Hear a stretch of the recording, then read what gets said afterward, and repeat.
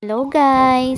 Alas 2 nga ng hapon nang may tumawag nga sa akin dahil may darating nga daw akong parcel. At kung naku-curious nga kayo kung anong laman nito, patapusin nyo na nga din tong video. Dahil ang masasabi ko nga lang, magagamit ko to sa mga susunod pang araw.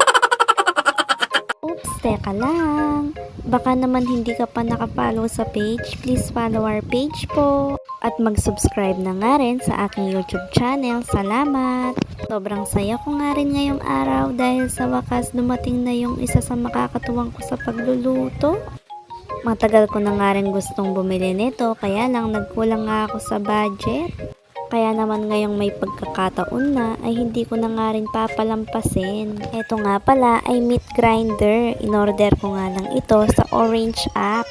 Nabili ko nga lang ito sa halagang 221. At kung gusto mo nga ring bumili ay ilalagay ko na lang ang link dito sa comment section. Pagkabukas ko pa nga lang ay una ko na ngang inassemble yung mga blade. Ilang beses pa nga din ako nagkamali dyan, kaya lang trial and error lang talaga. At sa sobrang talim nga ng mga blade ay nasugatan pa nga rin ako. Pero ganyan talaga ang buhay, hindi ka naman matututo kung hindi ka masasaktan. At syempre, bago mo nga makamit ang tagumpay, kailangan mahirapan ka nga muna. Ang drama ni Inday.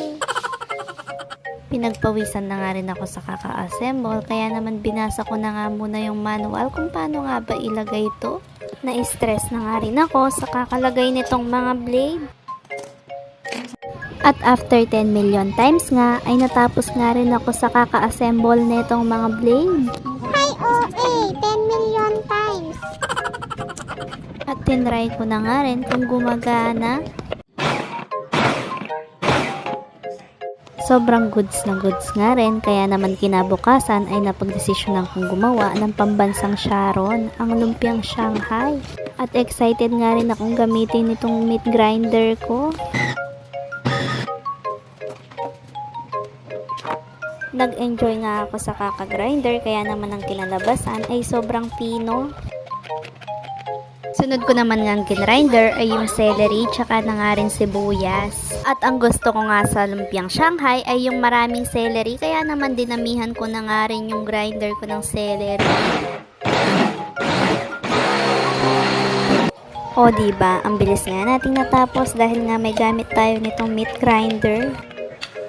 Pinagsama-sama ko nga lang din sa isang bowl at pagkatapos nilagyan ko ng pampalasang sangkap na magic sarap, paminta, asin, tsaka na nga rin itlog. Pagkatapos nga nun ay hinalo-halo ko na nga din hanggang sa maging ganito na nga yung itsura. I-set aside ko nga lang muna yan kahit isang oras lang. At habang hinihintay ko nga ang isang oras ay paghihiwa-hiwalayin ko nga muna yung mga lumpia wrapper. Dahil wala namang forever. Charot!